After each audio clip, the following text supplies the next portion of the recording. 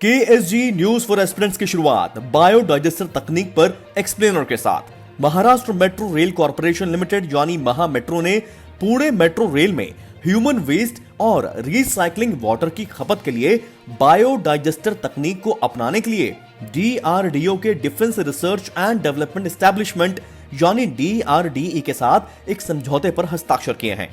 Biodigester तकनीक एक eco friendly, cost effective, decentralised on site human waste treatment technology है जो एनारोबिक माइक्रोबियल कंसोर्टियम का उपयोग करती है।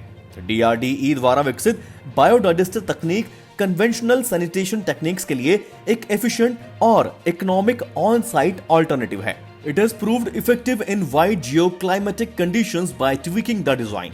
ये इंडियन रेलवेज द्वारा पटरियों पर जीरो टॉयलेट डिस्चार्ज के लिए अपनाया गया है। वर्तमान मॉडल पानी की रिसाइकलिंग में मदद करता है, जिसका इस्तेमाल फर्श, वॉशरूम और वाहनों की धुलाई के लिए किया जा सकता है। पुणे मेट्रो में हर दिन 5 लाख फुटफॉल का अनुमान है और सभी मेट्रो स्टेशन पर बायोडाइजेस्टर टेक्नोलॉजी का इस्तेमाल किया जाएगा। अब देखिए short and concise explainer on UN adopts budget for 2021।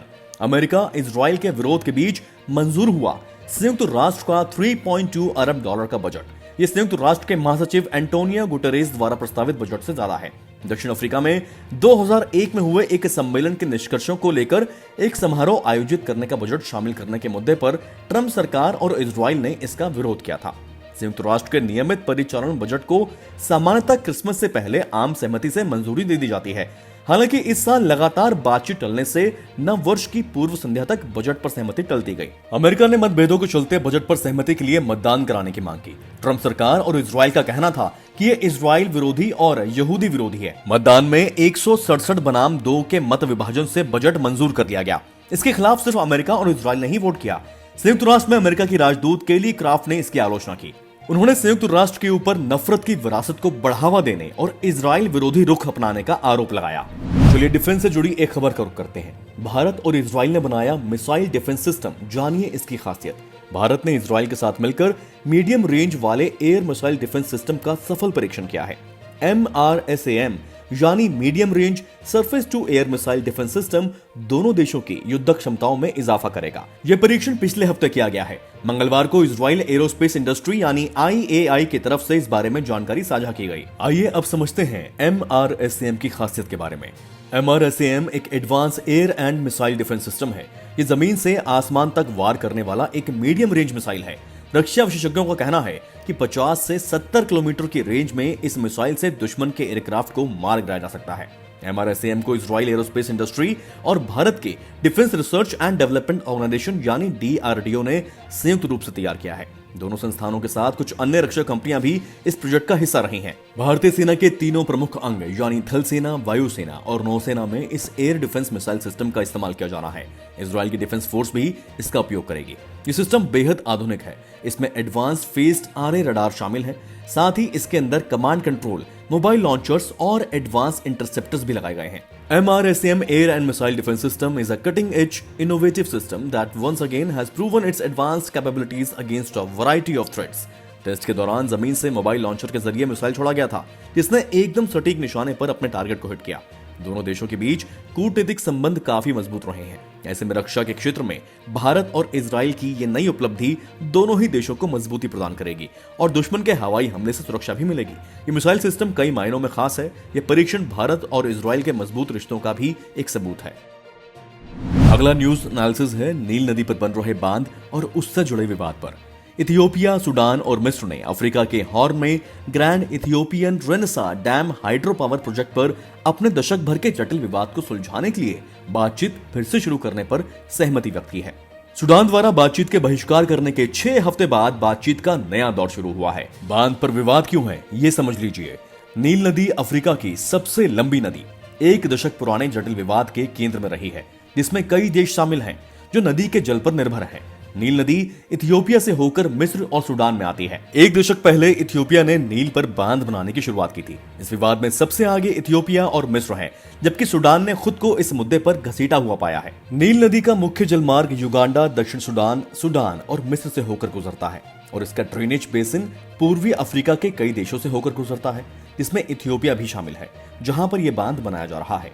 बांध का निर्माण 2011 में इथियोपिया के एक हिस्से में बहने वाली नदी की ब्लू नील नदी पर शुरू किया गया था। नील नदी इस क्षेत्र में एक आवश्यक जल स्रोत है और मिस्र ने बांध के निर्माण पर लगातार आपत्ति जताई है, ये कहते हुए कि ये जल प्रवाह को प्रभावित कर देगा। बांध संघर्ष का कारण क्यों बन सकता है, ये भी समझ लीजिए। एक और इथियोपिया का कहना है कि उसके विकास के लिए ये बांध जरूरी है, वहीं मिस्र और सूडान को डर है कि इससे उनके हिस्से का पानी इथियोपिया में ही रोक लिया जाएगा। ब्लू नील सहायक नदी पर बांध के स्थान को देखते हुए ये संभवतः इथियोपिया को नदी के जल के प्रवाह पर नियंत्रण हासिल करने की शक्ति देगा। मिस्र और नीचे की ओर स्थित है और इस बात से चिंतित है कि इथियोपिया का पानी पर नियंत्रण उसकी अपनी सीमाओं के भीतर जल स्तर में कमी का कारण बन सकता है। जब इथियोपिया ने साल 2019 में घोषणा की थी कि उसने 2 टर्बाइनों का उपयोग कर बिजली पैदा करने की योजना बनाई है, तो मिस्र ने कड़ी आपत्ति जताई थी। अब देखिए GEM द्वारा इस्तेमाल होने वाली आर्टिफिशियल इंटेलिजेंस वाली ब्लॉकचेन तकनीक पर एक्सप्लेनर। सार्वजनिक खरीद पोर्टल GEM इसको और भी डायनामिक बनाने और बायर्स और सेलर्स दोनों के बीच स्मूथ ट्रांजैक्शंस के लिए आर्टिफिशियल इंटेलिजेंस और ब्लॉकचेन जैसी हाई एंड टेक्नोलॉजीज का उपयोग किया जा रहा है। गवर्नमेंट ई मार्केट प्लेस यानी GEM पोर्टल अगस्त 2016 में सभी केंद्र सरकार के मंत्रालयों और विभागों द्वारा गुड्स एंड सर्विसेज की ऑनलाइन खरीद के लिए शुरू किया गया था। सरकारी संगठनों द्वारा दवाओं की खरीद में GEM ने सप्लाई चेन के लिए एक सेफ डिस्ट्रीब्यूटेड इंफ्रास्ट्रक्चर के लिए ब्लॉकचेन तकनीक को चुना। थोक में दवाओं की खरीद अभी GEM पर उपलब्ध नहीं है, क्योंकि सरकारी संगठनों द्वारा खरीद में दवाओं के लिए सप्लाई चेन में ट्रेसेबिलिटी और ऑथेंटिसिटी सर्वोपरि है। आर्टिफिशियल इंटेलिजेंस का उपयोग खरीद की प्लानिंग एंड मॉनिटरिंग के लिए और इफेक्टिव एंड एफिशिएंट सर्च के लिए नेचुरल लैंग्वेज प्रोसेसिंग के रूप में किया जाएगा। Currently, government departments, ministries, public sector units, state governments, and central armed police forces are allowed to carry out transactions through this portal. The portal provides a wide range of products from office stationery to vehicles. Services including transportation, logistics, waste management, webcasting, and analytics are listed on the portal. आइए बढ़ते हैं अगली खबर की तरफ। भारत और Japan के बीच कुशल कामगारों की सहभागिता समझौते को मिली मंजूरी, जानिए कैसे होगा फायदा। यूनियन कैबिनेट ने भारत और जापान के बीच स्पेसिफाइड स्किल्ड वर्कर की सहभागिता से जुड़े हुए मेमोरेंडम ऑफ कोऑपरेशन यानी MOC को मंजूरी दे दी है। यह MOC स्पेसिफाइड स्किल्ड वर्कर के संबंध में तय व्यवस्था के उचित परिचालन के लिए सहभागिता का बेसिक फ्रेमवर्क तैयार करने के संबंध में है। इस MOC के तहत भारत और जापान के बीच पार्टनरशिप और कोऑपरेशन से जुड़ा एक इंस्टीट्यूशनल मैकेनिज्म स्थापित हो जाएगा।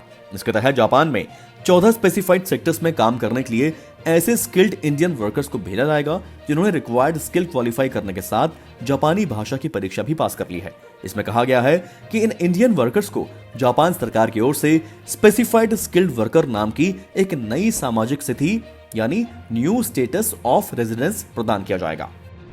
आइए खबरों में आगे बढ़ते हैं।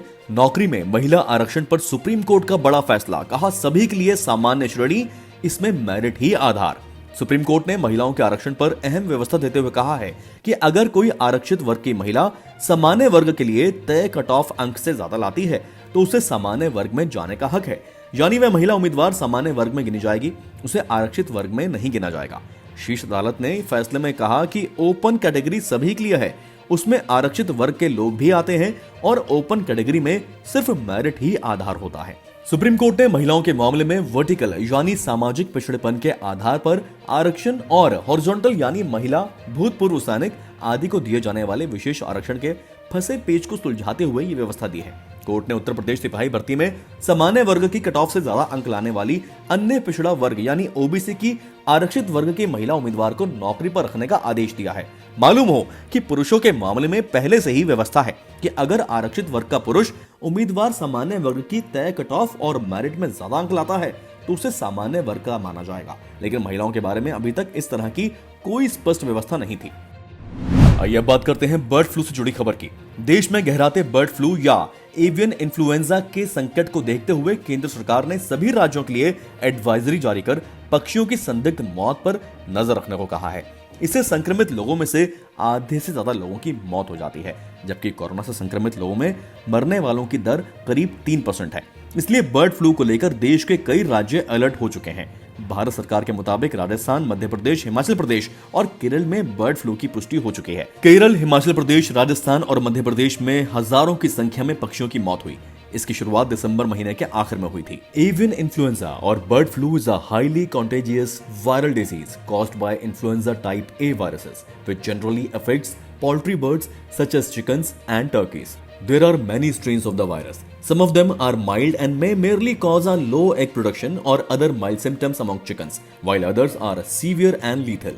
In 1997, when humans are first known to have contracted bird flu following an outbreak in a live bird market of Hong Kong, it was the H5N1 strain of the virus. Subsequently, several other strains of the virus such as H5N2 and H9N2 spread from animals to humans, thus becoming a global public health concern.